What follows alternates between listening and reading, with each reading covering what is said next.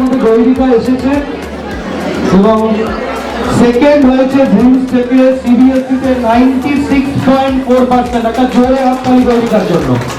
Engineer doctor হতেই হবে এমন কোনো ব্যাপার নেই। ও কেমিস্ট্রি অনার্স নিয়ে পড়ছে, a bold decision, a good decision, 96% mark, second in dreams CBSE 2024। একটা জোরে হাততালি গৈরিকার জন্য।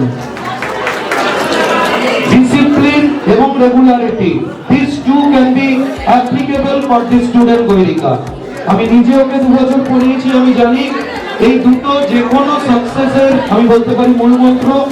আমি আশা করব গৈরিকা কিছু বলুক।